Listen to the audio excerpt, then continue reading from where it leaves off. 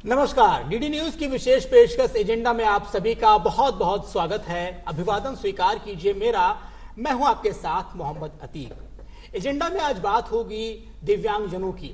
आज की हमारी चर्चा का विषय है दिव्यांग प्रतिभाएं, भविष्य की उम्मीदें। जी हाँ, दिव्यांग किन्हें कहा जाता है? जो शारीरिक मानसिक रूप से जो अक्षम होते हैं, जिनके अंदर जिस तरीके से जो कुछ ना कुछ इस तरीके से जो अक्षमताएं होती हैं, उनके संदर्भ में प्रयोग किया जाता है। अगर हम देश भर की और विदेशों में अगर बात करें तो जो हमारे देश के जो पैरा खिलाड़ी हैं, जो दिव्यांग जन हैं, उन्होंने पेरिस पैरालंपिक में शानदार प्रदर्शन किया है और जिसकी बदौलत आज हम जो ये चर्चा कर रहे हैं उसमें तकरीबन 25 मेडल लेकर के आए, जिसमें 5 गोल्ड मेडल शामिल हैं। जी हाँ, जिस तरीके से जो हमारी प्रतिभाएं हैं, दिव्यांगजन प्रतिभाएं हैं, उन्होंने कहीं ना कहीं देश का परचम लहराया है और अपनी जो काबिलियत है उसके दम पर अपना एक नाम बनाया है। जी हाँ, आज की इस चर्चा में हम दिव्यांगजनों पर बात करेंगे और इस विषय पर बातचीत करने के लिए हमारे पास 3 लोगों का खास पैनल मौजूद है, जिनसे हम आपका परिचय कराना चाहेंगे। सबसे पहले मैं आपका परिचय कराऊंगा हेमंत भाई गोयल का। हेमंत भाई गोयल जो दिव्यांगजनों के लिए काफी संघर्ष करते रहे हैं, उनके अधिकारियों के लिए लड़ते रहे हैं और जो दिव्यांगजन है उनके लिए वकालत भी करते रहे हैं। सर, आपका हमारे इस कार्यक्रम में बहुत बहुत स्वागत है। हेमंत जी। जी नमस्कार। और इसी के साथ हमारे साथ मौजूद हैं डॉक्टर आकाशदीप अरोड़ा जी। आप आरएएस ऑफिसर हैं और आप दृष्टिहीन भी हैं, लेकिन उस हिसाब से इन्होंने अपनी जिंदगी की जद्दोजहद में जो कामयाबी हासिल की है वो वाकई में काबिल तारीफ है। आकाश सर, आपका इस कार्यक्रम में बहुत बहुत स्वागत है। बिल्कुल, तो अगली चर्चा में बढ़ेंगे और जो हमारे पास जो तीसरे जो मेहमान मौजूद हैं उनसे हम आपका तारुफ कराना चाहेंगे। हमारे साथ मौजूद हैं करण सिंह शेखावत जी। आप जो है खिलाड़ी के साथ जो कई अवार्ड पा चुके हैं और जिला खेल अधिकारी हैं और गुरु वशिष्ठ अवार्ड से सम्मानित किए जा चुके हैं, जो कि राजस्थान का प्रदेश का एक सर्वोच्च सम्मान है। तो अपनी चर्चा की शुरुआत करते हैं। सर, आपका भी बहुत बहुत स्वागत है आपके इस कार्यक्रम में। तो अपनी चर्चा की शुरुआत में सबसे पहले आकाशदीप सर से ही करूंगा, चूंकि आप सर दृष्टिहीन है। जिस तरीके से जिंदगी की जद्दोजहद में आपने इतना बड़ा मुकाम हासिल किया है, ये कैसे संभव हो पाया है? सर देखिए, सबसे पहले तो मैं बात करना चाहूंगा हमारी जो दिव्यांगता की जो समझ है जी, या जो परिभाषा है जी, जनरली हम मेडिकल मॉडल जो है उसी को आधार पर दिव्यांगता को डिफाइन करते हैं कि शारीरिक रूप से अक्षम है, मानसिक रूप से अक्षम है व्यक्ति जी, तो वे दिव्यांग है जी। पर जो यूनाइटेड नेशन कन्वेंशन ने जो परिभाषा अपनाई जी, उसमें दिव्यांगता को माना गया है कि शारीरिक क्षति या इम्पेयरमेंट दिव्यांगता नहीं है, शारीरिक मानसिक क्षति दिव्यांगता नहीं है जी। इस शारीरिक और मानसिक क्षति की जब अंतःक्रिया मिलन या कांटेक्ट होता है किसी बाधा के साथ, और उस कांटेक्ट की वजह से मतलब शारीरिक क्षति और उस बाधा के बीच में जो कांटेक्ट हुआ उसकी वजह से व्यक्ति के समान भागीदारी ना कर पाने या कार्य ना कर पाने की जो समस्या आती है वो दिव्यांगता है जी। मैं इसे एक उदाहरण से बताऊंगा। जैसे एक बिल्डिंग है जिसमें व्हील चेयर यूजर एक जाना चाह रहा है, उसमें रैंप नहीं है जी, क्या वो जा पाएगा? जी बिल्कुल नहीं। तो इसमें एक फैक्टर रहा उसकी टांगे जो चल नहीं सकती जी, वो इंपेयरमेंट है, क्षति है। जो बिल्डिंग जिसमें रैंप नहीं है जी, वो बाधा है जी। दोनों का मिलन हुआ, उसकी समान भागीदारी अब नहीं हो पाएगी। पर इनमें से एक भी चीज हट गई, या तो उसकी इंपेयरमेंट नहीं है या वो बाधा नहीं है, उस परिस्थिति में कोई डिसेबिलिटी नहीं है। डिसेबिलिटी एब्सोल्यूट नहीं है, फिक्स नहीं है, परिस्थिति जन्य है। जैसे मेरे मोबाइल फोन में मैं टॉकिंग सॉफ्टवेयर, तो इससे मैं व्हाट्सएप भी यूज करता हूँ, मैं पेटीएम भी करता हूँ, मैं जोमेटो से खाना भी मंगाता हूँ, मैं अमेज़न से शॉपिंग भी करता हूँ, मैं सब कुछ करता हूँ जी। बिल्कुल, जैसे सामान्य बिल्कुल सर, हम इस पे आएंगे। तो जिस तरह की टेक्नोलॉजी का इस्तेमाल जो आप बखूबी कर रहे हैं उस पर भी हम अपनी चर्चा में बिल्कुल, तो इस पे मैं एक टिप्पणी ये करना चाहूंगा कि अल्टीमेटली तो मैं इसको यूज करने में डिसेबल नहीं हूं जी, बट इसमें ये टॉकिंग सॉफ्टवेयर नहीं होगा तो मैं इसे यूज करने में डिसेबल हूं जी। बिल्कुल, तो पॉइंट इज दैट कि हमें सबसे पहले जब तक ये चेंज नहीं करेंगे सोच कि डिसेबिलिटी कोई अक्षमता नहीं है, डिसेबिलिटी इज बाधाओं की वजह से है और परिस्थिति जन्य, जिन परिस्थितियों में बाधाएं हैं, वातावरणीय बाधाएं, उसमें और बाधाओं से अगर हम 2-4 होते हुए आगे निकल जाते हैं तो अक्षमता नहीं मानी जाएगी। बिल्कुल, बहुत सही जवाब आपने दिया। हेमंत सर, हम आपके पास आना चाहेंगे। जिस तरीके से आपने दिव्यांग जनों के लिए काफी जो अधिकारों के लिए लड़ाई लड़ी है, अगर हम दिव्यांगजन की बात करते हैं तो ये कितने प्रकार के होते हैं, किन किन तरह के होते हैं, इसके बारे में थोड़ी सी बताएं। देखिए अतीक जी, जो इनके लिए एक्ट बना 1995 में जी, उसके अनुसार 7 तरह की दिव्यांगताएं होती थी, लेकिन अब उनको बढ़ाकर 2016 के एक्ट के हिसाब से 21 तरह की विकलांगताएं अगर हम कुछ प्रमुख दिव्यांगताओं की बात मोटे करें, तौर पर हम बात करें तो दृष्टि बाधित हैं, लो विजन है, हियरिंग इम्पेयर्ड है यानी जो श्रवण बाधित हैं, स्पीच एंड स्पीच डिसेबिलिटी होती है, सेरेब्रल पॉलिसी होती है, मस्कुलर डिस्ट्रोफी होती है, बौनापन, इनको भी अब दिव्यांगता की श्रेणी में शामिल किया गया है। पार्किंसंस जो डिजीज होती है उनको भी अब दिव्यांगता की श्रेणी में शामिल किया गया है, या जो एसिड अटैक सर्वाइवर हैं उनको भी, लेप्रोसी क्योर्ड वो भी दिव्यांग, हीमोफीलिया, तो तमाम ये इस तरह की जो विकलांगताएं हैं, ये 21 तरह की विकलांगताएं हैं और इन्हीं सबको बेंचमार्क डिसेबिलिटी मानते हुए सरकार की योजनाओं का लाभ इन दिव्यांगता के प्रभावित लोगों को मिलता है। जी बिल्कुल। करण सर, हम आपके पास आना चाहेंगे। जिस तरीके से अभी हम जब बातचीत कर रहे थे, जब कार्यक्रम की हमने शुरुआत की, तो हमने पैरालंपिक्स की बात की, जिसमें हमारे जो पैरालंपियन हैं, जो इस तरीके से जो दिव्यांगजन हैं, दिव्यांग खिलाड़ी, उन्होंने इतना बेहतर प्रदर्शन किया है जो पिछले अगर इतिहास को खंगालते हैं तो इस तरीके से जो प्रदर्शन नहीं देखने को मिला। 5 गोल्ड एक साथ में हमारे देश में आ रहे हैं और जब हम चर्चा कर रहे हैं तो तकरीबन 25 जो हमारे पदक हैं वो हैं। तो ऐसे में क्या लगता है आपको, जो हमारे दिव्यांगजन खिलाड़ी हैं कितनी मजबूती के साथ चर्चा मतलब तैयारी करते हैं, और तैयारी को लेकर के आपके विभाग, जो कि जिस तरीके से आप खेल विभाग को रिप्रेजेंट करते हैं, तो कितनी कुछ तैयारियां होती हैं आप दोनों के तालमेल से? देखिए, जैसा अभी बताया हेमंत जी ने और आकाश जी ने दिव्यांग की परिभाषा बताई, और इनका जज्बा है, जैसे आपने अभी बताया 25 मेडल आए अपने पेरिस ओलंपिक में, और टोक्यो ओलंपिक में 19 थे, तो इनमें बढ़ोतरी हुई। अभी 2 दिन और बचे हुए हैं, तो और भी बढ़ोतरी होगी जी। तो ये जो खेल में जो सफलता मिल रही है तो वो ऐसे ही नहीं मिलती, इसके लिए दृढ़ निश्चय होता है, प्रैक्टिस करनी पड़ती है, एक जुनून पैदा करना पड़ता है, ठीक है, पागलपन की हद तक जाना पड़ता है, तब जाके कहीं ओलंपिक में मेडल आता है। तो ये इनके लिए राज्य सरकार ने और भारतीय सरकार ने काफ़ी सुविधाएं जो है उपलब्ध कराई है। आज ओलंपियन और पैरालंपियन के लिए कोई डिफरेंस नहीं है जी। जो राशि जो बोलते हैं अपने को, इनको प्राइज मनी दी जाती है, उस जो पैरालंपिक में मेडल जीता वही नॉर्मल खिलाड़ी बिल्कुल। और राजस्थान में भी ऐसा ही है जी, कि जो पैरालंपिक में मेडल जीत रहा है या नेशनल में मेडल जीत रहा है, इसके लिए वो बराबर फैसिलिटी, कोई भेदभाव नहीं किया गया है, तो एक मोटिवेशन है जी। आज आप देखो कि आपने देखा होगा, कोई भी खिलाड़ी पैरालंपिक या ओलंपिक में जा रहा तो प्रधानमंत्री खुद उनसे बात करते हैं, उनको मोटिवेट करते हैं। परंपरा शुरू की है, जैसे कोई मेडल पहले हमने ऐसा कभी नहीं देखा था, और कोई भेदभाव नहीं है। जैसे प्राइज मनी अभी गोल्ड मेडलिस्ट को 3 करोड़ दे रही है राजस्थान सरकार जी, तो नॉर्मल को भी 3 करोड़ है जी, ठीक है, सिल्वर मेडल को 2 करोड़ है, ब्रॉन्ज को 1 करोड़ है, ये राशि कोई कम नहीं है। बिल्कुल सही बात है। तो मतलब जो सम्मान की स्थिति है वो सभी को बराबरी का अधिकार दिया जा रहा है, सरकार की तरफ से भी और जो खेल विभाग है उसकी तरफ से भी जी बिल्कुल। अब जब हम जो चर्चा कर रहे हैं, जैसे कि पैरालंपिक की बात हो रही है, जो पैरालंपिक की शुरुआत हुई, 10 दिनों का जो गेम होता है ये 8 सितंबर तक जारी रहेगा। चूंकि आज हम चर्चा कर रहे हैं, 7 तारीख है, आज हम इस कार्यक्रम की रिकॉर्डिंग कर रहे हैं। उम्मीद करते हैं हम कि ये जो पदकों का आंकड़ा है वो और आगे बढ़े और देश का नाम और आगे बढ़े। बिल्कुल। तो हम अपनी चर्चा में हेमंत सर आपके पास पुनः वापस आना चाहेंगे। जिस तरीके से जब हम दिव्यांगजन के अधिकारों की बात करते हैं तो उनके कौन कौन से अधिकार होते हैं, जो अधिकारों की जो हम लोग जो आम नागरिक है उनको भी नहीं मालूम हो पाता है कि कैसे क्या अधिकार हैं, अधिकारों के बारे में आपसे जानना चाहेंगे सर। देखिए अतीक जी, भारतीय संविधान में जी एक आम नागरिक को जितने भी अधिकार प्राप्त हैं वो सभी अधिकार हमारे दिव्यांग भाई बहनों को प्राप्त हैं जी।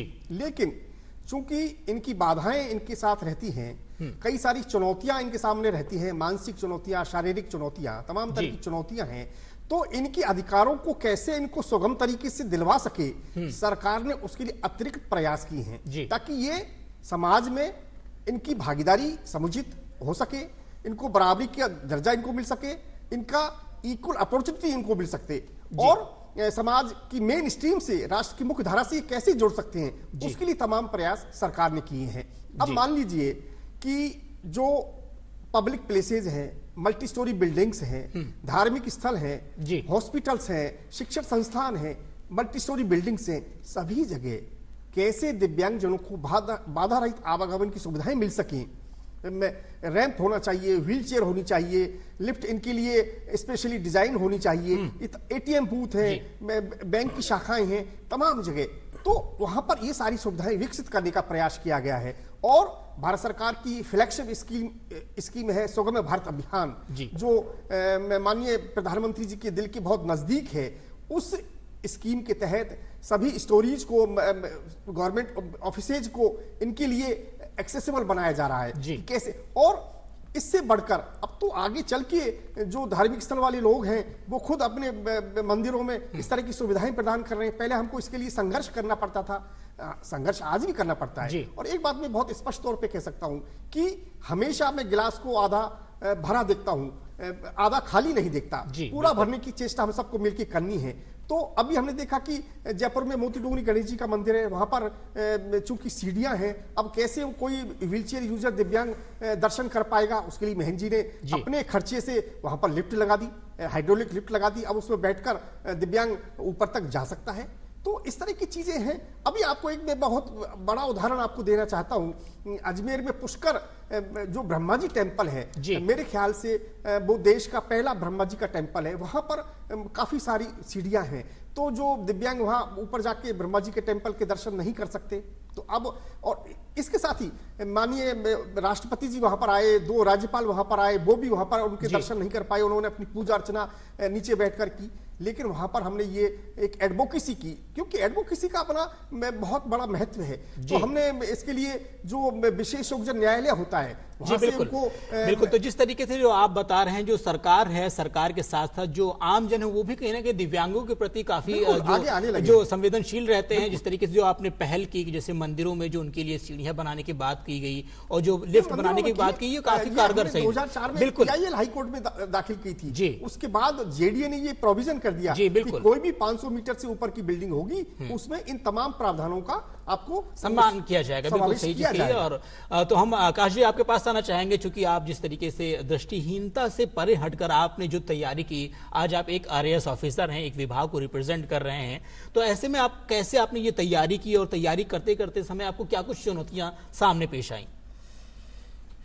देखिए, चुनौतियों की जब आपने बात करी, मेरी नजरों में सबसे बड़ी चुनौती, जब मैंने बाधाओं की अभी बात करी जी, हमें लगता है कि फिजिकल बाधा, रैंप नहीं है, व्हीलचेयर नहीं है, वो बहुत बड़ी बाधा है, डेफिनेटली बहुत बड़ी बाधा है जी। क्या और उसके रूट में है इंफॉर्मेशनल बैरियर, जानकारी संबंधी बाधा जी, attitudinal barrier, inappropriate attitude towards person with disabilities जी। ये 2 बाधाएं दिखती नहीं है बट सभी के रूट में ये है, स्पेशली एटीट्यूडनल बैरियर। जब मैं थोड़ा सा शेयर करना चाहूंगा, अब आपने पूछा है तो मेरी कुछ यादों की पन्ने खुल रहे हैं जी, बताने। 3.5 साल की उम्र में मेरी ब्लाइंडनेस का डायग्नोसिस हुआ। मेरी मदर एजुकेटेड थी, एमए थी हिस्ट्री में। उन्होंने डॉक्टर से पहला क्वेश्चन ये पूछा, मेरे बच्चे का स्कूल जाने का किस तरह से होगा। डॉक्टर ने कहा, मैडम आप इसकी पढ़ाई वढ़ाई तो भूल जाइए। क्या कहा? पढ़ाई वढ़ाई भूल जाइए। तो मम्मी का कहना था, वो रोती हॉस्पिटल से निकली थी कि मेरा बच्चा कभी पढ़ नहीं पाएगा जी। वहीं जब मेरे को स्कूल में डाला गया तो कई लोगों का आपत्ति थी कि इसे पढ़ा के क्या करोगे, ब्लाइंड बच्चा है, म्यूजिक सिखाओ तो कुछ कबा खा लेगा। आप लोगों का तो सब समाज का तो ये मानना है, ये एटीट्यूडनल बैरियर का अदर एग्जांपल, कि म्यूजिक की ऐप तो ब्लाइंड पर्सन है, प्री इंस्टॉल्ड ही आती है ना जी। तो बट मेरे में कोई ऐसी म्यूजिक की क्षमता नहीं थी, सुनने में ही अच्छा लगता था, बट पढ़ाई में मैं अच्छा रहा।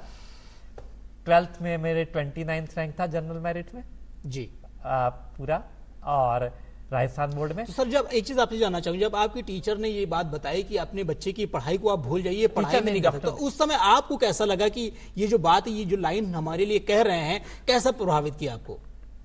एक्चुअली मैं तो 3.5 साल का था ना तब जी, तो जी। मेरे लिए तो मम्मी ने जब बाद में बताया तब इस लाइन का कोई मीनिंग है, तब तो मेरे लिए कोई मीनिंग ही नहीं जी, था जी बिल्कुल। बट पॉइंट इज दैट कि दिस शोज कि जिस व्यक्ति को काउंसलिंग करनी चाहिए वो आपको डिस्करेज कर रहा है। करेक्ट। और दिस इज नॉट दैट, आगे पूरे बैरियर्स की मैं श्रृंखला बता रहा हूँ आपको, है ना, कि जब मैं साइकोलॉजी लेने की इच्छा व्यक्त करी, क्योंकि हर व्यक्ति का कोई ना कोई पैशन होता है, मेरे को मानव स्वभाव की जटिलताओं को समझना और उसको कैसे ट्रांसफॉर्म परिवर्तित किया जाता है, उसकी इंट्रिकेसीज को समझने की बहुत जिज्ञासा थी। तो मेरे को काफी डिस्करेज किया गया, प्रैक्टिकल सब्जेक्ट है, ब्लाइंड पर्सन कैसे पढ़ेगा। मैंने बड़ी रिक्वेस्ट करके किसी तरह साइकोलॉजी लिया और मैंने 2001 में एमए किया, गोल्ड मेडल लिया राजस्थान यूनिवर्सिटी से, क्लिनिकल साइकोलॉजी में एमए किया था जी। फिर मैं शिक्षक बनना चाहता था, मैं जेआरएफ के साथ पीएचडी करी हेल्थ साइकोलॉजी में, और टीचिंग में, साइकोलॉजी मेरा पैशन था, टीचिंग में आना चाहता था। बट अगेन मैंने टीचिंग के लिए जब जॉब इंटरव्यूज दिए तो उसमें भी बड़े कटु अनुभव हुए।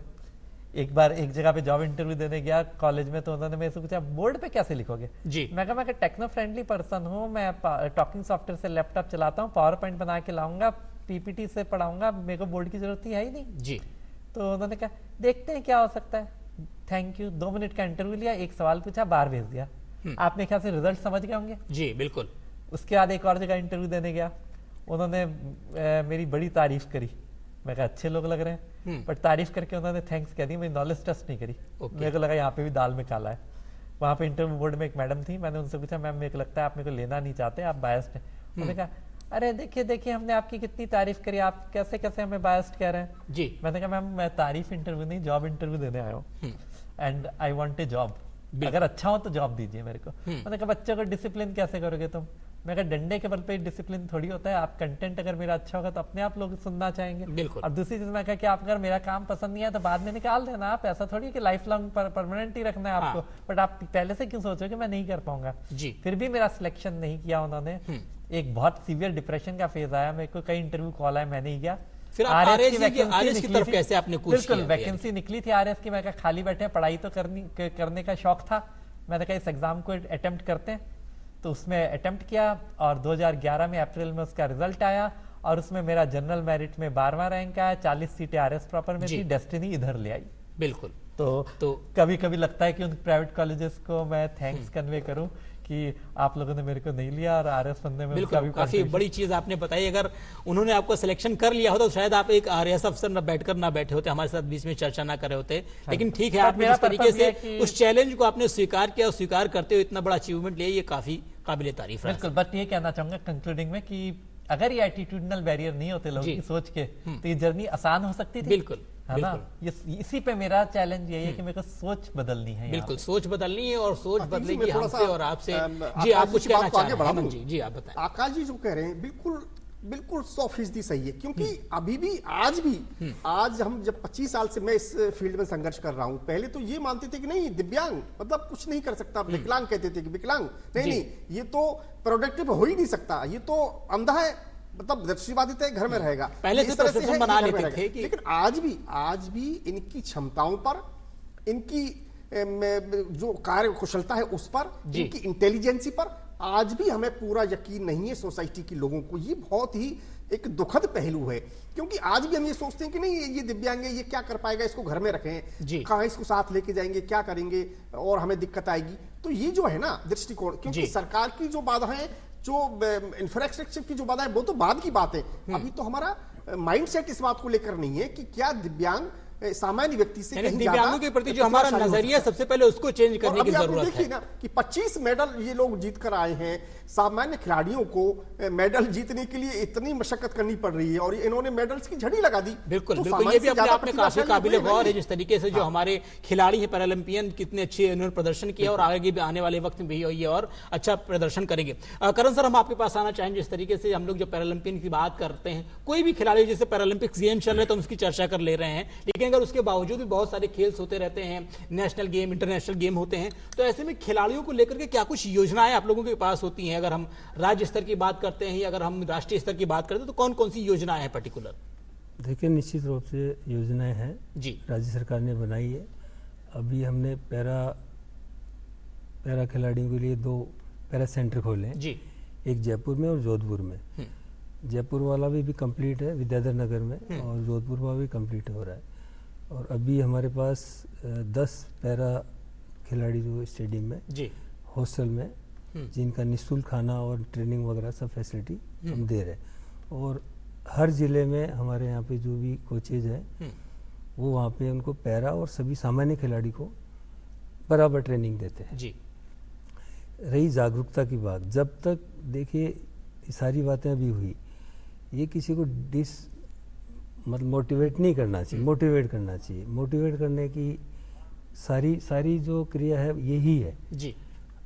आदमी नथिंग इज इम्पॉसिबल जी, सब कुछ हो सकता है। बहुत से दिव्यांग और ऐसे पैरा रहे हैं जिन्होंने वर्ल्ड रिकॉर्ड बनाया है। अभी भी आप देख रहे हैं कि जड़ी लगा दी है। और राजस्थान में भी अभी 3 मेडल आए हैं। अवली लेखरा ने अभी रिपीट किया है गोल्ड मेडल। पिछले टोक्यो में भी उनका गोल्ड मेडल था। ठीक है, मोना अग्रवाल ने अभी ब्रॉन्ज लिया है। सुंदर गोजर ने फिर रिपीट किया है। पिछले ओलंपिक में भी उनका पैरा ओलंपिक में मेडल था। तो इनको प्रॉपर गाइडेंस मिले और सुविधा मिले तो निश्चित रूप से ये जो मेडल है या जो और भी आगे तक ये सामान्य से कहीं कुछ बेहतर कर सकते हैं। इसका रीजन है सर जी, क्या होता है, जैसे आपने बताया आप RS अधिकारी है, ये भी एक मोटिवेशन है। बिल्कुल ठीक है, अभी सारी जर्नी इन्होंने बताई। तो आदमी क्या है, देख के ज्यादा सीखता है। मेरा मानना है किसी को एक मोटिवेशन होता है, रोल मॉडल होता है जी। तो जितने भी खिलाड़ियों के लिए हमारे कोचेज हैं, और आम कोचेज की नहीं बात कर रहा, आम जनता, आम आदमी को भी, नागरिक को भी इनको मोटिवेट करना चाहिए, इनकी मदद करनी चाहिए जो भी हो सके। और मदद की तो क्या है, रास्ता दिखाने की बात है। बिल्कुल, अब आपके सामने है ही कर रहे हैं। तो राज्य सरकार ने, जैसा मैंने बताया आपको, कि कोई भेदभाव नहीं किया है। बिल्कुल। और इवन 2% कोटा सरकारी नौकरियों में प्लस आउट ऑफ टर्न जो मेडल लेके आ रहे हैं उनको डायरेक्ट पोस्ट मिल रही है। कोई DSP बन रहा है, कोई है। और ये दोनों ही कैटेगरी में, अगर वो नॉर्मल खिलाड़ी है तो उसके लिए भी, और जो पैरालंपियन है उनके लिए भी कोई उसमें कोई मतलब भेदभाव, कोई भेदभाव वाली स्थिति नहीं। ये एक बहुत बड़ा, सरकार इससे ज्यादा और क्या करेगी, बहुत सपोर्ट करे। बिल्कुल।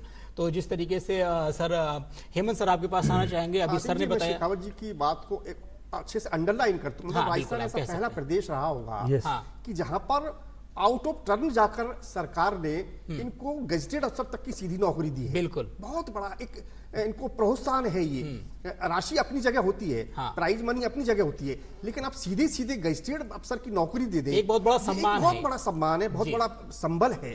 तो ये, और अब सरकारें और भी कर रही हैं। मोदी जी डायरेक्ट इनको जब भी जाते हैं और आते हैं, तभी सभी खिलाड़ियों से सीधे फोन पर बात करते हैं, PM हाउस में बुलाते हैं, उनका सम्मान करते हैं, उनके साथ चर्चा करते हैं। तो ये निश्चित रूप से खिलाड़ियों की तरफ एक देश आगे सर, इसी में इन्होंने बहुत सही सवाल उठाया। जिस तरीके से प्रधानमंत्री नरेंद्र मोदी जी ने एक नई परंपरा शुरू की है, जब भी हमारा कोई खिलाड़ी किसी गेम्स में बाहर अगर जाता है और मेडल जीत करके आता है, अच्छा प्रदर्शन करता है, प्रधानमंत्री जी सीधे उससे बात करते हैं।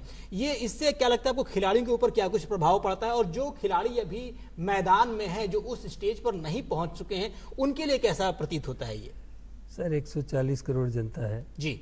हर आदमी का सपना होता है कि मैं प्रधानमंत्री को देखूं, उनसे मिलूं। ये बहुत बड़ी बात है।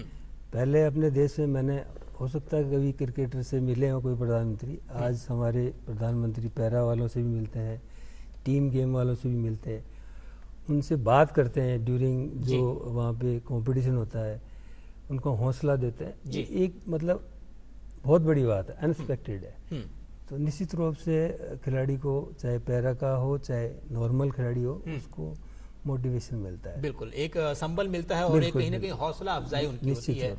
हेमंत सर, जिस तरीके से भी हम करण सर से बात कर रहे थे, कुछ योजनाओं के बारे में बात कर रहे थे, खेल से जुड़ी क्या कुछ योजनाएं, उसके बारे में इन्होंने बखूबी बताया। अगर हम आपसे सामान्य तौर पर पूछना चाहें कि अगर ओवरऑल देखा जाए तो जो दिव्यांग जन है उनके लिए किस विभाग में कितने ज्यादा जो है अवसर उपलब्ध हैं, या कैसी कैसी योजनाएं चल रही हैं उनके पुनर्वास के लिए, इसके बारे में बताएं। अतीक जी, हम बात करें सरकारी योजनाओं की जी, तो सरकार ने ये प्रयास किया है कि दिव्यांग के जन्म से लेके और शादी तक उनको अलग अलग तरह की योजनाएं सरकार ने लाभान्वित करने की कोशिश की है जी। पेंशन उनको मिलती है, स्कॉलरशिप मिलती है, रेल पास मिलता है, बस पास मिलता है, स्वरोजगार के लिए लोन मिलता है। और इसके अलावा अभी जो राजस्थान में जो चीजें हुई हैं, देखिए नरेगा एक ग्रामीण क्षेत्रों में एक बहुत बड़ी स्वरोजगार की योजना है, अमृत के समान है नरेगा में इनको प्राथमिकता के तौर पे रोजगार देने का सरकार ने परिपत्र जारी किया। और सामान्य जो लेबर है उनको 100 दिन का रोजगार मिलता है, लेकिन दिव्यांग जनों को एक्स्ट्रा 100 दिन का, मतलब 200 दिन का रोजगार सरकार देने की गारंटी दे रही है। डेयरी बूथ जो खुलते हैं, उन डेयरी बूथों में इनको 5% रिजर्वेशन सरकार ने किया है। इसके अलावा और तमाम जो राशन की दुकानें हैं, राशन की दुकानों में उनको प्राथमिकता दी जाती है कि साहब इनको राशन की दुकानों में इनको प्राथमिकता के साथ इनको लाइसेंस मिलना चाहिए। तो एक स्टैंप जो स्टाम्प बेंडर का जो लाइसेंस होता है उनमें इनको प्राथमिकता मिलती है। तो सरकार का मकसद ये है कि इनकी सामाजिक सुरक्षा इनको प्रदान करके, इनको शिक्षा से जोड़कर, इनको रोजगार से जोड़कर, इनको हम कैसे राष्ट्र की मुख्य धारा से जोड़ सके, कैसे इनको सम्मानीय उत्पादक नागरिक का दर्जा हम दिलवा सकें, ये तमाम प्रयास सरकार के रहते हैं। हेमंत जी, अभी आपने जो बताया, जो योजनाएं इतनी सारी चल रही, काफी कुछ योजनाओं का आपने जिक्र किया, इन योजनाओं के बल पर क्या लगता है कि वर्तमान समय में कितना कुछ बदलाव देखने को मिला है? इनके अगर जीवन की बात करते हैं, इनके दिनचर्या की बात करते हैं, अगर जो दिव्यांगजन है उसके बारे में बताएं। अतीक जी, मैंने जैसा पहले भी निवेदन किया कि मैं हमेशा गिलास को आधा भरा देखता हूं और पूरा भरने की चेष्टा हमेशा रहेगी, क्योंकि योजनाएं इन 2-3 दशक में, खासतौर से 2 दशक में इनकी उत्थान के लिए बहुत सारी योजनाएं हैं और उसका सीधा इम्पैक्ट इनकी लाइफ पर पड़ा। और एक और बहुत बड़ी बात जो मैं यहाँ आपके माध्यम से, दूरदर्शन के माध्यम से कहना चाहता हूँ कि पहले समाज कल्याण विभाग होता था, यानी पहले वेलफेयर का कंसेप्ट सरकार में होता था। अब वेलफेयर से हटकर एम्पावरमेंट का कंसेप्ट सरकार ने किया, सामाजिक न्याय और अधिकारिता विभाग। कैसे इनको सामाजिक न्याय मिले, कैसे ये एम्पावर हो, यानी केवल एक ये नहीं कि इनको पेंशन दे दी, व्हीलचेयर दे दी, ट्राईसाइकिल दे दी, बैसाखी दे दी, नहीं, ये कैसे इतने सक्षम बने, आर्थिक रूप से कैसे सक्षम बने कि ये खुद व्हीलचेयर खरीद सकें, खुद ट्राईसाइकिल खरीद सकें, खुद बैसाखी खरीद सकें। ये तमाम बातें सरकार ने की। और राजस्थान में तो इससे बढ़कर इनको सत्ता में भागीदारी भी सरकार ने दी है। और देश में पहला ऐसा राज्य है राजस्थान, जहां पर राजस्थान की प्रत्येक नगरपालिका, नगर परिषद और नगर निगम में एक दिव्यांग को पार्षद के तौर पे मनोनीत किया जाता है। बहुत बड़ी बहुत पहल बड़ा है, संबल है। काफी अच्छा कैसे संबल है। सत्ता में इनको, जो स्थानीय सत्ता में, भले जी एमएलए एमपी में इनको रिजर्वेशन नहीं मिला, लेकिन स्थानीय सत्ता में ये भागीदारी इनको मिल चुकी है। अब ये नगर पालिका, नगर परिषद में बैठेंगे, वहां पर पेंशन की फॉर्म आते हैं, तमाम तरह की योजनाएं वहां से संचालित होती है। उन योजनाओं में सीधे सीधे दिव्यांगजनों की भागीदारी हो पाएगी। ये निश्चित रूप से काफी बड़ा अचीवमेंट माना जा सकता है, जो दिव्यांगजन है उनको लेकर के काफी अहम कदम। बिल्कुल आकाश जी, हम आपके पास आना चाहिए। जिस तरीके से अभी आपने बताया कि कितनी जद्दोजहद के बाद आपने जो ये पदवी हासिल की है, लेकिन हम आपसे जानना चाहेंगे, जो अभी वर्तमान दौर में हम लोग जी रहे हैं, आधुनिकता के इस युग में बहुत तेजी से चीजें बदल रही हैं, टेक्नोलॉजी का दौर है, तो ऐसे में आप अपनी दिनचर्या में, अपनी जीवन शैली में टेक्नोलॉजी का कितना इस्तेमाल करते हैं, कैसे इस्तेमाल करते हैं? मैं आपसे बातचीत कर रहा था तो मैंने देखा फोन का बखूबी इस्तेमाल कर रहे थे, मैं व्हाट्सएप कर रहा था तो आप उसका जवाब दे रहे थे, कैसे कर पा रहे, थोड़ा सा विस्तार से बताएं। बिल्कुल, टेक्नोलॉजी, देखिए मैं एक एग्जांपल दूंगा। अतिक जी, आपको अगर 1 घंटे में कितने किलोमीटर चल सकते हैं, अगर चलने का टास्क दिया जाए, कवर कर सकते हैं? मतलब जी, मेरे ख्याल से 5 किलोमीटर, 4 से 5 किलोमीटर, 5। अगर आपको 750 किलोमीटर का टास्क दिया जाए तो कैसे करेंगे? काफी बड़ा टास्क है ये। आई होप आपको हवाई जहाज चाहिए ना। जी जी। तो पॉइंट इज दैट कि हमें ये समझना होगा, हमारी क्षमताएं सबकी बहुत सीमित हैं। टेक्नोलॉजी एक वो साधन है जिससे चाहे सामान्य व्यक्ति हो चाहे दिव्यांग जी, वो अपनी क्षमताएं बढ़ा सकता है। और गुड थिंग इज दैट कि अब एक्सेसिबल टेक्नोलॉजी आने लग गई है। जैसे मेरा ये मोबाइल फोन है जी, it is total simple Android phone है जी, बट इसमें मतलब टॉकिंग सॉफ्टवेयर सेटिंग्स में, एक्सेसिबिलिटी में इनबिल्ट आता है जी, और उसकी हेल्प से पूरा फोन के जेस्चर बदल जाते हैं। हाँ। और वो पूरा ब्लाइंड पर्सन के लिए, और ये बोलने लगता है, और जेस्चर भी खूब सारे एक्स्ट्रा आ जाते हैं जिससे ब्लाइंड पर्सन सामान्य व्यक्ति की तरह यूज करने लगता है जी। जैसे मैंने पहले भी आपको बताया, फोन पे मैं ये चीजें करता हूँ। आज आर्टिफिशियल इंटेलिजेंस का जमाना है। आज की स्थिति आ गई कि मैं फोटो खींच के सामने में का डिस्क्रिप्शन भी मेरे को वो दे देगा, है ना। मैं डॉक्यूमेंट की फोटो खींच के उसको OCR से कन्वर्ट करके पढ़ सकता हूँ जी। और व्हाट्सएप जैसे आप कर रहे थे, तो मैंने अपने लैपटॉप में व्हाट्सएप की ऐप है जी, उसके थ्रू आपको रिस्पॉन्ड किया था, है ना जी। तो कुल मिला के अल्टीमेटली जो चीज मैं आपको बताना चाह रहा हूं वो ये है कि टेक्नोलॉजी जो है बहुत सस्ती भी हो गई है जी, और बहुत एडवांस भी हो गई है। और इस टेक्नोलॉजी का अगर सदुपयोग किया जाए, दिव्यांग जनों को इससे जोड़ा जाए जी, तो जो मैंने कहा बैरियर्स की बात की थी ना, बाधाएं, तो फिजिकल बैरियर तो आज इतनी बड़ी चीज नहीं है। जो हमारे दिव्यांगजन, जो इस तरीके से जो हमारे लोग हैं, अगर वो कार्यक्रम देख रहे हैं तो इनसे काफी प्रेरणा ले सकते हैं कि कैसे वो जिंदगी की इस भाग दौड़ में टेक्नोलॉजी का इस्तेमाल करते जिंदगी को आसान बना रहे हैं। करण सर, हम आपके पास आएंगे। करण सर, जिस तरीके से हम अगर जो सारी बातें हम लोग कर रहे हैं उसका अगर हम पूरा सार अगर निकाल करके देखते हैं तो एक रोजगार सबसे बड़ा ज्वलंत मुद्दा निकल करके आता है कि हर आदमी के पास रोजगार होना चाहिए, वो अपने घर परिवार का भरण पोषण कर सके। ऐसे में अगर हम खिलाड़ियों की बात करते हैं तो क्या लगता है आपको कि खिलाड़ियों के रोजगार के कितने अवसर उपलब्ध है अगर हम पैरा खिलाड़ियों की बात करते हैं तो? देखिए, आम आदमी एक अलग बात होती है और दिव्यांग अलग बात होती है। तो पहले मतलब एक कुछ लोग ऐसे हैं बहुत ज़्यादा पैरालाइज हैं जी, चल नहीं सकते, उठ नहीं सकते, उनके पेरेंट्स उनको हेल्प करते हैं। ये खेल के माध्यम से जैसे उनको एक जीने की राह मिल गई है, ठीक है। अदरवाइज उनके पास कोई ऑप्शन नहीं था जी, और फिर जॉब भी मिल रही है। तो कहते हैं कि जीवन एक संघर्ष है जी, और संघर्ष आप कुछ करके करते हैं तो ज़्यादा काबिल रहते हैं। तो खेल के माध्यम से आपको जॉब भी मिल रही है जी, और आपको एक पहचान भी मिल रही है, मोटिवेशन मिल रहा है। तो घर बैठे तो कुछ नहीं होता, वो एक तरह से बोझ हो जाता है।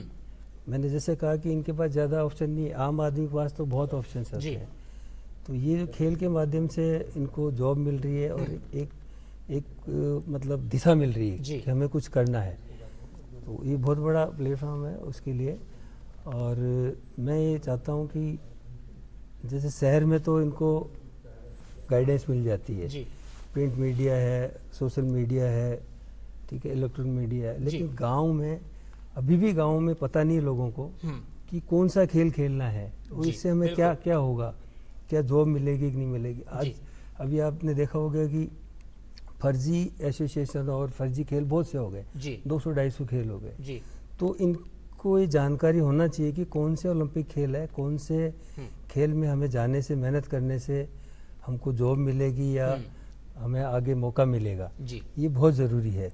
तो एक मतलब ग्राम पंचायत लेवल पे भी ये चीज़ें जानी चाहिए। जी बिल्कुल। करण सर, एक चीज़ आपसे और टेक्निकलिटी जानना चाहेंगे। जैसे मान लीजिए खेल होते हैं तो किस स्तर का गेम खेलेंगे तब नौकरी हमको प्राप्त होगी जो दिव्यांगजन है, तो उसके क्या लेवल है? जैसे मतलब अगर आप नेशनल लेवल खेलते हो या इंटरनेशनल या फिर स्टेट लेवल पर भी अगर आप अच्छा प्रदर्शन करते हो तो नौकरी आपको मिल सकती है। अगर नौकरी मिलती भी है तो किस प्रकार की नौकरी किस विभाग में मिल सकती है, इस पर थोड़ा सा आप बताएं। देखिए, जो हमारी पॉलिसी है 2% की, 2% कोटा की, उसमें आपको नेशनल रिप्रेजेंट करना पड़ता है, आप नेशनल में भाग लें, और अगर मेडल आता है तो आपको नेशनल में आउट ऑफ टर्न में इंक्लूड किया जाता है। जैसे जैसे ये बढ़ता है, जैसे एशियन चैंपियनशिप में आपका मेडल आया है, एशियाड में आया है, तो आपको गजेटेड पोस्ट मिलती है, डिप्टी बनाते हैं, जो भी है, वन विभाग में है, सेक्रेटरीट में दे रहे हैं, उस एक ग्रेडिंग के आधार पे है। लेकिन अगर आपने नेशनल रिप्रेजेंट कर लिया तो भी आप उसके हकदार हो गए और प्राइज मनी भी मिलती है। अगर नेशनल में आप मेडल लाए हो, स्टेट में मेडल है तो भी आपको प्राइज मनी मिलती है, कैश अवार्ड मिलता है।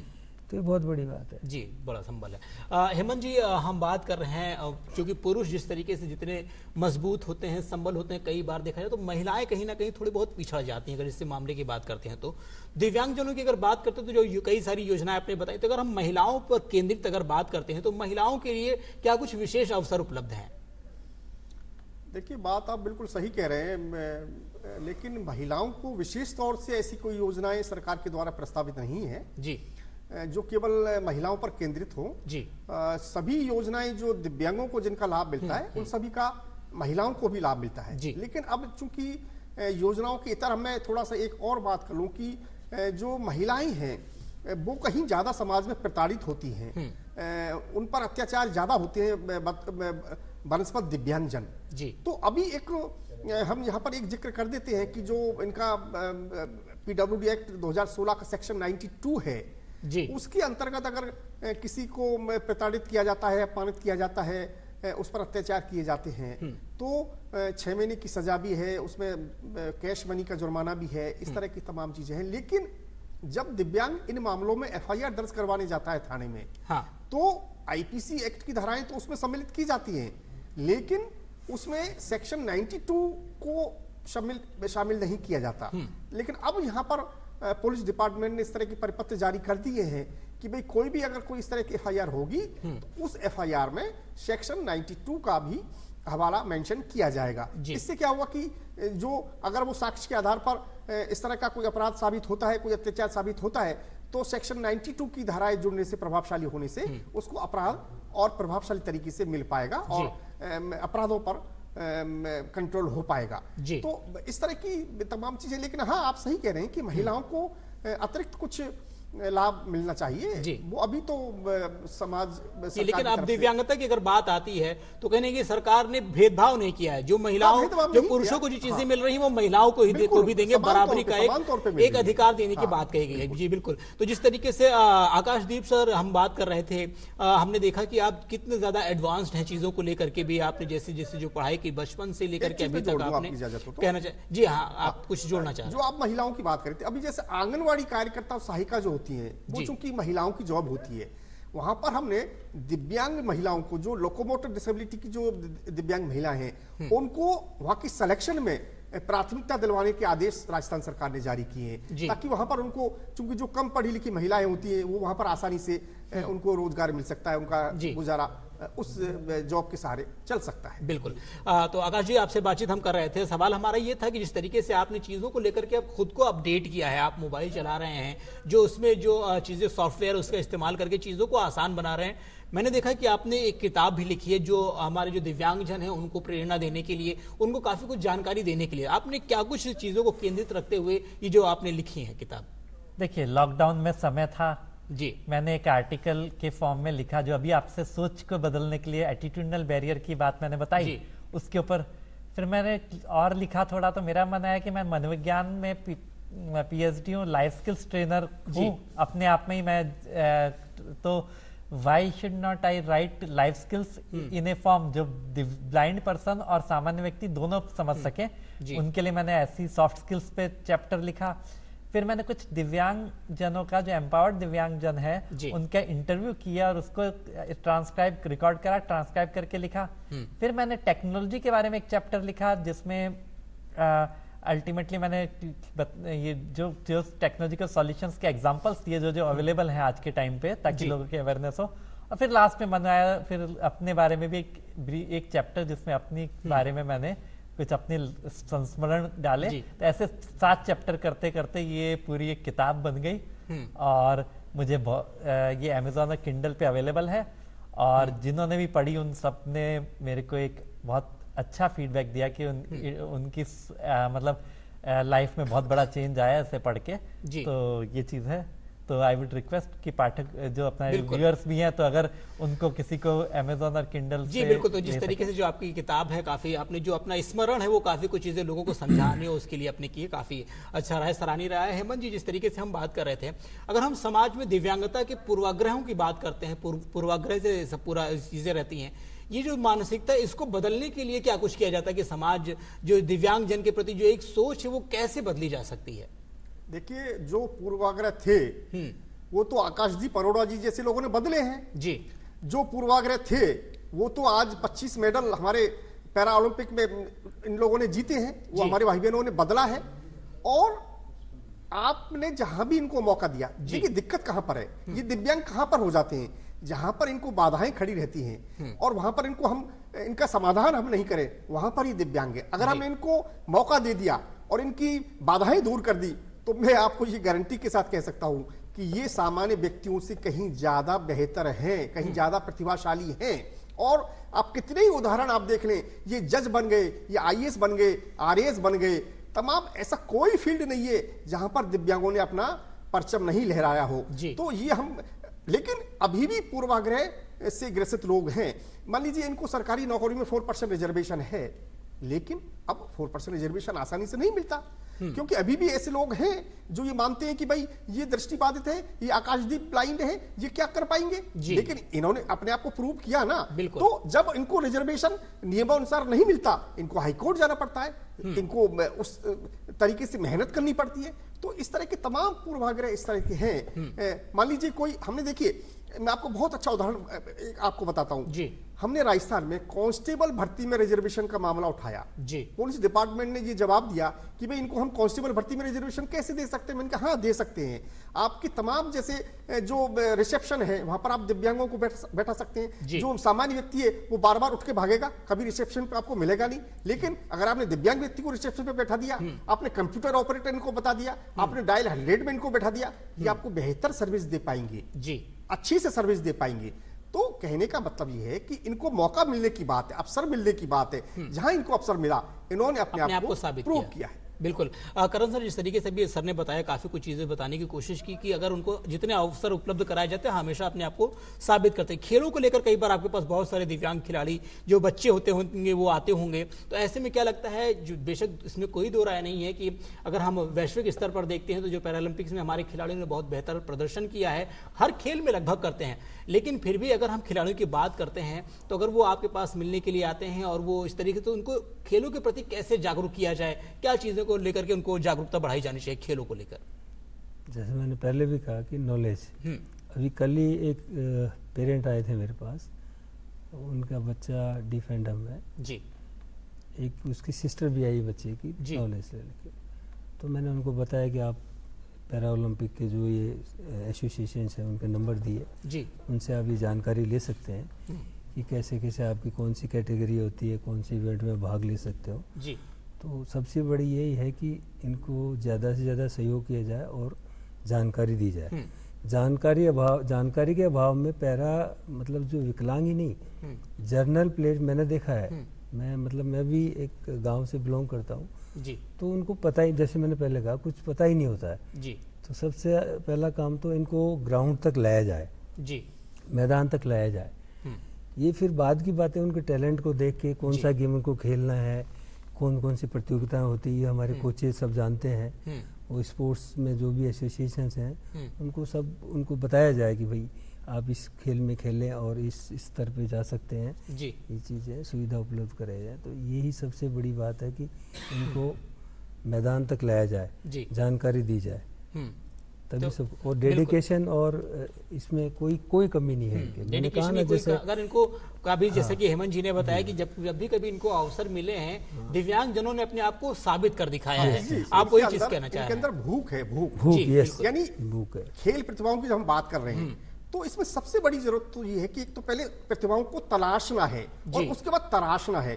तलाशने और तराशने के बाद मैं कहता हूं कि ये इतना बड़ा अचीवमेंट हमारे देश में और राजस्थान में बनकर साबित होंगी कि सामान्य खिलाड़ियों को बहुत पीछे ये छोड़ जाएंगे, क्योंकि इनमें बहुत ही विल पावर है, एनर्जेटिक ये होते हैं। आप और हम तो बहुत जल्दी थक जाते हैं, छोटी छोटी परेशानी से परेशान हो जाते हैं। ये कितनी गंभीर चुनौतियों के बाद भी इनके चेहरे पर स्माइल आपको देखने को मिलेगी। ये जो बेचारा एक दिव्यांग, 1 लाख से दिव्यांग है, वो दौड़ता है, कितनी तेजी से दौड़ता है। तो ये तमाम चीजें हैं, लेकिन बस मैंने कहा कि इनको तराशने की आवश्यकता है। जी बिल्कुल। आकाश जी, एक चीज आपसे जानना चाहेंगे, जिस तरीके से हालांकि आपने अच्छी पढ़ाई की है और पढ़ाई का आपने जो है रिजल्ट भी अच्छा दिया है, लेकिन अगर हम सामान्य तौर पर अगर देखते तो जो दिव्यांगजन हैं उनके लिए शिक्षा प्रणाली कितनी सुविधाएं उपलब्ध हैं, और अगर कुछ सुविधाएं उपलब्ध है तो आगे क्या कुछ सुधार होने की जरूरत है इसमें? देखिए, शिक्षा, मेरा मानना है कि जब तक वो मतलब रोजगार परक नहीं होती जी, है ना, तब तक उस शिक्षा का पूरा उपयोग नहीं है। और हमने इंक्लूसिव एजुकेशन का सेटअप बनाया जिसमें सामान्य बच्चों के साथ इनको हम एजुकेशन देते हैं जनरली। मैं सर्व शिक्षा अभियान में, क्योंकि मैं इंक्लूसिव एजुकेशन सेल का हेड रहा जी, वहाँ पे मैंने जब था तो हमने ब्लाइंड बच्चों को लैपटॉप दिलाए, हमने मोबाइल फ़ोन दिलाए और उन्हें ट्रेनिंग दी इन पे, और हमने टेक्स्ट बुक्स को भी उस टाइम पे एक्सेसिबल फॉर्मेट में कन्वर्ट कराया था ताकि ये ऐप के थ्रू उनको पढ़ पाएं जी। तो पॉइंट इज दैट कि सिर्फ एडमिशन कराना काफ़ी नहीं है जी, और उन्हें उसमें वहाँ पे सम्मेलन दिया जाए ताकि उनका रियल समावेशन हो, उन्हें टेक्नोलॉजी से जोड़ा जाए, स्पेशल एजुकेटर्स को पूरी तरह से सपोर्ट दिया जाए उनको, तब उनका इंक्लूजन होगा। दूसरी बात यह है कि मैं एक स्टूडेंट के नज़रिए से देखूं तो मेरा मानना है कि इंक्लूसिव एजुकेशन जो हम कहते हैं कि मतलब सामान्य विद्यालयों में ही बच्चों को पढ़ाया जाए जी, मेरा मानना है कि मुझे आप ऐसे बच्चा, मेरी ये कंसर्न नहीं, आप मेरे को सामान्य विद्यालय में पढ़ा, विशेष विद्यालय में पढ़ा, मेरे को क्वालिटी एजुकेशन चाहिए जी। आप मुझे क्वालिटी एजुकेशन दो, मेरा इंक्लूजन हो जाएगा। अल्टीमेटली मेरा ये हुआ है, मेरा व्यू थोड़ा डिफरेंट रहता है। दबी कुचली राहों पे चलना मेरी आदत नहीं, मैं अपनी राह खुद बनाता हूँ। क्या बात कही आपने, बिल्कुल दुरुस्त फरमाया। जिस तरीके से जो अवसर की बात आई, जब गुणवत्तापरक शिक्षा होगी तो कहीं ना कहीं रोजगार से जुड़ी हुई चीजें सामने आएंगी, और जब रोजगार आदमी को मिलेगा तो कहीं ना कहीं अपना और अपने परिवार का अच्छा भरण पोषण करेगा और अच्छा जीवन व्यतीत करेगा। बिल्कुल। तो हेमंत जी, जिस तरीके से अभी सर ने बताया गुणवत्तापरक शिक्षा की अगर हम बात कर रहे हैं, आगे बढ़ा दूं, आकाश जी ने बहुत अच्छी बात बताई जी, बिल्कुल। इंक्लूसिव एजुकेशन के नाम पे वाकई भ्रम पैदा हो रहा है, क्योंकि हम ये तो कह तो देते हैं सब इंक्लूजन होना चाहिए शिक्षा के मामले में, लेकिन अगर कोई दृष्टिबाधित बच्चा है, आपने उनको सामान्य बच्चों के साथ बैठा दिया और उसको वो सुविधाएं आप प्रदान नहीं कर पाए, तो उनको क्वालिटी एजुकेशन नहीं मिल पाएगी, तो वो कंपीट नहीं कर पाएगा, वो उनके साथ उस परेड में शामिल नहीं हो पाएगा। अब सुविधाएं की बात हम करें तो स्पेशल एजुकेटर की पोस्ट राजस्थान में सरकार ने क्रिएट करी है, नए सर्विस रूल्स इनको बनाए, लेकिन और इसके अलावा जो प्राइवेट स्कूल्स हैं जो सीबीएसई बोर्ड से मान्यता प्राप्त है, उन सभी में एक स्पेशल एजुकेटर की अपॉइंटमेंट करना ये सीबीएसई बोर्ड ने कंपलसरी कर दिया। तो इसके मायने अतिक जी ये है कि अगर कोई ऐसा दिव्यांग बच्चा जो इंक्लूसिव एजुकेशन चाहता है, सरकारी स्कूल से इतर वो प्राइवेट स्कूल में पढ़ना चाहता है, वो भी एडमिशन ले सकते हैं। इसके लिए वो सीबीएसई स्कूल इसके लिए बाध्य हैं कि वो उन बच्चों को एडमिशन देंगे जी। तो लेकिन हाँ, ये बात सही है कि क्वालिटी एजुकेशन बहुत जरूरी है। जी बिल्कुल। आकाश जी, इस तरीके से काफी कुछ सुविधाओं की अगर हमने बात की, कई सारी योजनाओं की चर्चा हुई, योजनाएं चल भी रही हैं, लेकिन अगर हम बात करें आज से लेकर के अगर भविष्य के चुनौतियों की अगर बात करते हैं तो क्या लगता है दिव्यांगजनों को क्या कुछ भविष्य में चुनौतियां देखने को मिल सकती है, और उन चुनौतियों से कैसे निपटा जाए, क्या कुछ तैयारी की जानी चाहिए? जी देखिए, भविष्य बहुत तेजी से लैंडस्केप बदल रहा है जी। चुनौतियां तो हैं, बट हर 6 महीने में एक सॉल्यूशन नया आता है जी, और दिव्यांगजनों से अपनाए। जैसे मैं आपका एग्जांपल दूं, किसी व्यक्ति ने मेरे को बताया कि एक व्हीलचेयर बनाई गई बेंगलोर में, वो स्कूटर के साथ फिट हो जाती है जी। तो आज जो पर्सन व्हीलचेयर यूजर थे, वो जोमेटो और स्विगी पे वहां पे फूड डिलीवरी कर रहे हैं, वो व्हीलचेयर पे घर पे मूव करते हैं, उसी व्हीलचेयर को स्कूटर से कनेक्ट करके और उसको ड्राइव करते हैं जी। तो एक नई संभावना क्रिएट हुई। बिल्कुल। तो टेक्नोलॉजी और आर्टिफिशियल इंटेलिजेंस सब जो इतने डेवलप हो रही हैं, असिस्टिव टेक्नोलॉजी आज एक मार्केट है, it is a profitable market. Companies अगर आए इसको उस तरह से देखें तो अल्टीमेटली मैं ये मानता हूं कि हम संभावनाएं तो रोज बढ़ रही हैं जी। 1 साल पहले मैं अपने आप को देखूं तो जितनी टेक्नोलॉजी मेरे हाथ में थी, आज उससे ज्यादा साथ में है, मैं उससे ज्यादा इंडिपेंडेंट हूं। बिल्कुल। बट पॉइंट इज दैट कि ये समाज में मैसेज जाए कि संभावनाएं बढ़ रही हैं, और इन लोगों को संभावनाओं के एंगल से देखें जी। आप कमजोरी के एंगल से नहीं, संभावनाओं के एंगल से देखें। आपको दिव्यांगता मैं दावे से कहता हूं आपको दिखेगी नहीं, आपको दिखती है इसलिए क्योंकि आप संभावनाएं हम नहीं देख पाते। बिल्कुल। आकाश जी, अभी आपने बताया कि पिछले साल जो टेक्नोलॉजी थी वो बदल करके 1 साल बाद हम जब आज देख रहे हैं तो कई सारी चीजें बदल चुकी हैं, लेकिन अगर हम बात करते हैं आज 2024 में हम बैठ करके चर्चा कर रहे हैं, 10 साल बाद अगर हम कल्पना करें आकाश जी, तो क्या लगता है कितना कुछ बदलाव देखने को मिलेगा दिव्यांग की जिंदगी में, और दिव्यांगजनों के लिए कितने कुछ अवसर उपलब्ध होंगे? देखिए, स्काई इज द लिमिट जी, अंग्रेज कहते हैं, हम कहते हैं जी, आसमानों के आगे जहान और भी है ना। तो कोई लिमिट ही नहीं है, संभावनाओं की कोई सीमा होती है क्या? बिल्कुल। क्या आज मैं जो 3-3.5 साल की उम्र में जिस बच्चे को ये कह दिया गया कि ये पढ़ नहीं सकता, और आज मैं यहाँ पे आपके साथ चर्चा कर रहा हूँ एज एन आरएस ऑफिसर जी, तो जो संभावना मेरे में नहीं देखी पर संभावना थी ना, बिल्कुल थी। इट मीन्स कि संभावनाओं की तो कोई सीमा नहीं, और आज टेक्नोलॉजी है बस कंड्यूसिव एनवायरमेंट जी, सोच का एक एनवायरमेंट जो चेंज हो, वो हमारे लिए सकारात्मक हो, एकोमोडेटिव हो जी, हमारी हमें रियलिस्टिकली देखे। मैं ये नहीं कह रहा कि आप हमें बहुत ज्यादा, मैं ये नहीं कहूंगा कि आप मेरे को हाथ पकड़ के गोद में उठा के मंजिल पे ले जाओ जी। हम एक डेमोक्रेटिक कंट्री में, मैं कहता हूं कि आप हमें बस इक्वलिटी ऑफ अपॉर्चुनिटी दो, उसके बाद आगे की रिस्पॉन्सिबिलिटी मेरी है जी। आप मेरे को टेक्नोलॉजी से इक्विप कर दो, आप मेरे को वो सुविधाएं दे दो, बैरियर्स जो हैं उनको हटा दो, आगे उस रास्ते पे दौड़ के जाऊं, उड़ के जाऊं, चल के जाऊं या ना चलूं, वो मेरी रिस्पॉन्सिबिलिटी है, बट आप इक्वल अपॉर्चुनिटी तो दो मेरे को। सही बात है। तो इस तरीके से हेमंत जी, जिस तरीके से हम बात कर रहे थे, अगर हम चुनौतियों की बात करते हैं, वर्तमान दौर में दिव्यांगजनों के सामने क्या कुछ चुनौतियां हैं और इन चुनौतियों से निपटने के लिए कितनी कुछ तैयारी करने की जरूरत है? अतीक जी, जैसे आकाश जी बता रहे थे, निश्चित रूप से अब टेक्नोलॉजी और दिव्यांग को एक दूसरे के पूरक बनाना पड़ेगा जी। दिव्यांग को टेक्नोलॉजी फ्रेंडली बनना पड़ेगा और टेक्नोलॉजी को हमें दिव्यांग फ्रेंडली बनाना पड़ेगा जी।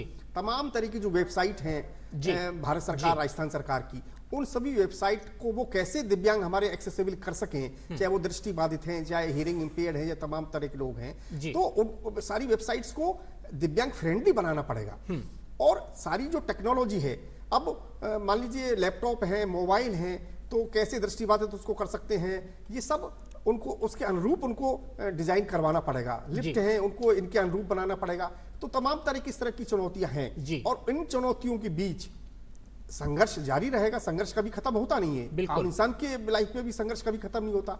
लेकिन ये कह सकते हैं कि इनको आत्मनिर्भर बनाना होगा जी। रोजगार के अधिक से अधिक साधन इनको उपलब्ध कराने होंगे। और मैं तो कहता हूं कि जैसे बिहार में प्राइवेट सेक्टर में जो नियोजन होता है, वहां पर इनको 5% रिजर्वेशन सरकार ने दिया। हमने राजस्थान में भी इस तरह की मांग की है कि मान लीजिए किसी फैक्ट्री में, कंपनी में 20 लोगों का वर्क फोर्स है, तो 20 में से आप एक दिव्यांग व्यक्ति को वहां पर आप रोजगार देंगे, ये गारंटी होनी चाहिए। तो इससे क्या होगा कि चूंकि सरकारी नौकरियां बहुत सीमित हैं, बहुत सीमित अवसर हैं, तो प्राइवेट सेक्टर में इनको बड़े स्तर पर रोजगार मिल पाएगा। लेकिन इसके साथ ही ये जरूरी है कि स्किल डेवलपमेंट्स की संभावनाएं भी बढ़े, क्योंकि किस तरह का व्यक्ति किस फैक्ट्री में काम कर पाएगा, कैसा दिव्यांग काम कर पाएगा, उसके अनुरूप उसका स्किल डेवलपमेंट भी बहुत आवश्यक है। इसके तौर पर भी सरकार को काम करने की आवश्यकता जरूरत है। बिल्कुल। तो जिस तरीके से आज जो हम चर्चा कर रहे हैं दिव्यांगों को लेकर के, घड़ी की सुइयां हमें इशारा कर रही हैं कि हमारा वक्त हो चला है, लेकिन हम जल्दी से अपने तीनों पैनलिस्ट से एक मैसेज लेना चाहेंगे। करण सिंह सर, जिस तरीके जो खिलाड़ियों को लेकर के हमने आपसे काफी सवाल किए, आपने काफी उसका बखूबी जवाब भी दिया, तो क्या लगता है जो किसान, जो हमारे खिलाड़ियों जो ये आज कार्यक्रम ये देख रहे हैं, उनको आप क्या कुछ मैसेज देना चाहेंगे इस कार्यक्रम के माध्यम से? देखिए, मैं मतलब जो मेरा एक्सपीरियंस है, और आप खेल हर आदमी को खेलना चाहिए जी। खेल बहुत कुछ सिखाता है हमें जी। आपको संघर्ष करने की क्षमता, आपको कोऑर्डिनेशन, एक साथ कैसे काम करते हैं जी। और आपको सबसे बड़ी है कि आप फिट रखता है, आपको मानसिक और शारीरिक रूप दोनों से फिट रखता है जी। तो जो आदमी मानसिक और शारीरिक रूप से फिट रहेगा, तंदुरुस्त रहेगा, उसको कोई चैलेंज नहीं कर सकता। बिल्कुल। तो अगर देश का, मैं तो कहता हूं कि हर ये मतलब जो अपने एक आपको हेमंत जी स्टार्टिंग से ये अपने स्कूल में जाते हैं, तो एक होता है कि आपका स्पोर्ट्स पीरियड है, खेल का जो एक पीरियड होता वो है, लेकिन वो नाम मात्र होता है। इसको कंपलसरी कर देना चाहिए। इसका भी एक पेपर होना चाहिए कि आप इसमें पास होगो तभी आप पास माने जाओगे। यानी कि जिंदगी की पिच पर आप जो है हमेशा से उस मैदान पर खेलिए, खेलों को काफी महत्वता दीजिए, जिससे हम मानसिक और शारीरिक रूप से स्वस्थ रहेंगे। आकाश जी, आपसे जल्दी से हम एक कमेंट लेना चाहेंगे, क्योंकि आप दिव्यांग जनों के लिए एक प्रेरणा स्रोत हो, तो ऐसे में जो दिव्यांग जन आज का हमारे कार्यक्रम देख रहे हैं, आपको सुन रहे हैं, क्या कुछ कहना चाहेंगे उनसे आप? मैं तो सभी को कुछ कहना चाहूंगा, दोनों को जी। बिल्कुल। Existence is neither in dependence nor in independence जी, इट इज इन इंटरडिपेंडेंस। हमारा अस्तित्व ना तो आत्मनिर्भरता में है, ना पर निर्भरता में है जी। हमारा अस्तित्व परस्पर निर्भरता में है। बिल्कुल। हम सब परस्पर निर्भर हैं और दिव्यांग भी उसी परस्पर निर्भरता का हिस्सा है। अतीक जी, आपके लंग्स आपके चेस्ट में ही है ना? बिल्कुल। बट मैं कहता हूं कि आपके आधे लंग्स पेड़ के पत्तों के रूप में बाहर टंगे में ऑक्सीजन छोड़ रहे हैं और आप ऑक्सीजन ले रहे हैं। इट मीन्स पूरी प्रकृति परस्पर निर्भर है और हम दिव्यांग भी एक इसी परस्पर निर्भरता के नेटवर्क का हिस्सा है। हमें अलग मत समझिए, एक्सक्लूजन मत कीजिए, हम भी इंक्लूड होना चाहते हैं। बिल्कुल, बहुत सही, बहुत अच्छी बात आपने कही। जिस तरीके से जो उदाहरण आपने दिया कि एक लंग्स हमारे पास, दूसरा प्रकृति के पास, एक पत्ते के तौर पर, एक नेचर के पास है, बहुत अच्छा बताया। हेमंत जी, आपने हमारे सवालों के बखूबी जवाब दिए और हम आपसे फाइनल कमेंट लेना चाहेंगे दिव्यांग जनों को लेकर के, क्या कुछ मैसेज आप देना चाहते हैं? देखिए, मेरा तो दूरदर्शन के माध्यम से एक ही अनुरोध है कि दिव्यांग जनों को आप दया और बेचारगी की दृष्टि से देखना छोड़ दीजिए। इनको व्हील चेयर, ट्राईसाइकिल, बैसाखी देना छोड़ दीजिए, इनको रोजगार बांटना शुरू करिए। कैसे इनको हम रोजगार से जोड़ सकें, कैसे इनको आर्थिक रूप से सक्षम बना सकें, उस दृष्टि से आप आप इनको आत्मनिर्भर बनाने के लिए चेष्टा करें। ये मेरा सभी सोसाइटी के लोगों से अनुरोध है। तमाम जो एनजीओज हैं, चैरिटेबल ट्रस्ट है, लाइन्स क्लब है, रोटरी क्लब है, सभी से एक ही अनुरोध है कि अब इनको आप समान अधिकार देने के बारे में सोचें। बिल्कुल बिल्कुल। हेमंत जी, आपने इतनी महत्वपूर्ण जानकारी हमारे दर्शकों को दी, उसके लिए आपका बहुत बहुत धन्यवाद। आकाश जी, आपका भी बहुत बहुत आभार, जो आपने अपने जो एक्सपीरियंसेस थे, जो आपने अनुभव अपना हमारे दर्शकों के साथ साझा किए, बहुत बहुत धन्यवाद आपका। और करण सिंह सर, आपने खेल को लेकर, खेल प्रतिभाओं को लेकर जो सारे सवालों के जवाब दिए, उसके लिए आपका भी बहुत बहुत धन्यवाद। तो जिस तरीके से भी आज की इस चर्चा में आपने देखा कि जो दिव्यांग जन है उनको हीन भावना से मत देखिए, वो एक सक्षम और सबल व्यक्ति है, उसका जीता जाता उदाहरण है। पैरालंपिक्स गेम्स में जिस तरीके से हमारे खिलाड़ियों ने इतने पदकों की झड़ी लगा दी है और उन्होंने इतने सारे गोल्ड मेडल दिए हैं। तो बिल्कुल आज की इस चर्चा में फिलहाल बस इतना ही। अगले एजेंडा में कुछ ऐसे ही ज्वलंत मुद्दे के साथ आपके साथ फिर होगी मुलाकात, लेकिन तब तक के लिए मुझे दीजिए इजाजत और हमारी पूरी दूरदर्शन की टीम को दीजिए इजाजत। नमस्कार।